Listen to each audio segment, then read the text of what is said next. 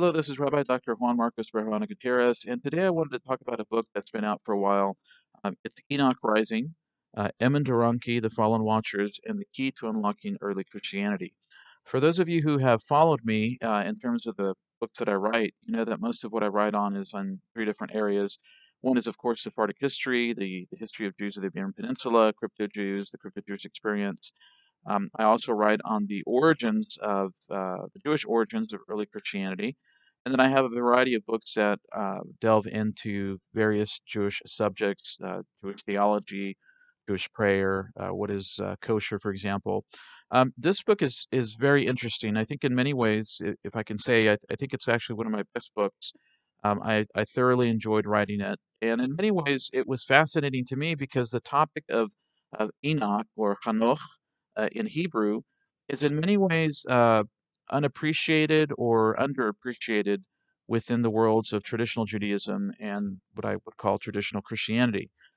Enoch was a very important individual, or at least the legends or the imagery or the image of him was very important in the Second Temple period.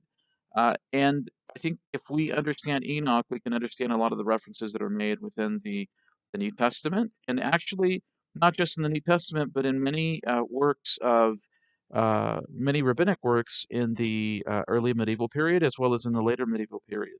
What we have in many cases is a phenomena called back borrowing. It's a term that's been used in different academic circles to explain a topic which was, or a subject which was originally Jewish and somehow fell out of favor within much of the Jewish community, and it was accepted or inherited by the emerging Christian community. And through a process of events, that idea eventually makes its way back into the Jewish community, sometimes in the medieval period. And that whole process is sort of a fascinating, question of how that happens in and of itself. But my focus was on understanding the importance of Enoch in ancient Jewish tradition and different groups, because it wasn't something that was monolithic. Some groups put a lot of emphasis on it and some did not. Understanding how Enoch, the idea of Enoch was also partly influenced, in fact, if not majorly influenced by the concepts of Sumerian and Akkadian myths and tradition, and how these ideas were inherited and influenced the messianic idea as understood within early Christianity. And in fact, the idea is not rejected or it doesn't fall to the wayside, if you will, within emerging rabbinic thought, rabbinic Judaism. We see elements of it that exist, and I think part of the reason that um, maybe people are not as familiar with this within rabbinic circles is that there's so much information, there's so many things on the table that it's sometimes difficult for people to sort of grasp all these different ideas that are on the theological table, so to speak. So in the Talmud, you'll have references to Metatron, for example. You have Sefer Chechalot with the ascension of Rabbi Yishmael, and he, meets Metatron, who then explains that he is Enoch, who has been transformed. There are many different traditions like this that exist, but they weren't necessarily part of what we would call the mainstream rabbinic mindset, but they were certainly there. They were part of the table. They were part of the experience, and sometimes these ideas continue to exist, for quite some time. They reemerge in the Zohar and other mystical works, and it's fascinating to me to see how a lot of these ideas sort of diverge and are influenced by a variety of different sources. So the idea here behind Enoch Rising is to look at the idea of Hanoch in a variety of different capacities.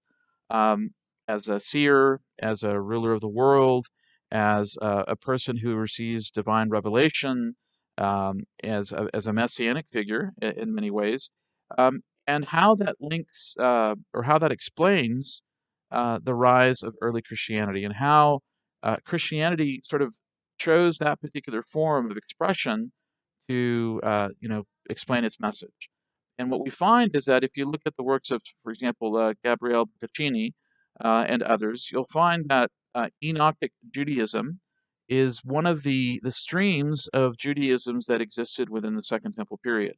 So oftentimes we only think about the Perushim, the Pharisees, or the Sadducees, Sadducees, or the community at Qumran. But what we find is that there were many, many different groups, many Judaisms, if you will, that existed within the Second Temple period, and there were often overlapping ideas, there were often distinct ideas, and all of these different elements were part of the rise of what we would call nascent Christianity, early Christianity. So for me, it's a fascinating study because it helps us understand how uh, traditional Judaism and traditional Christianity, what areas they had overlapping ideas and how in other areas they diverged. So if you have the opportunity, of course, I highly recommend it. I'm a little bit biased, but I think it's a very accessible work. At the same time, I've tried to make it obviously um, academic. It's got I don't have an agenda per se. I have an agenda to investigate a topic, to elaborate on it.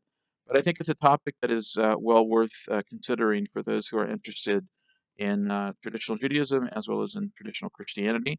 And you can find it on Amazon, and you can also find it, at least references to it and explanations of it, on my website, modern-scribe.com.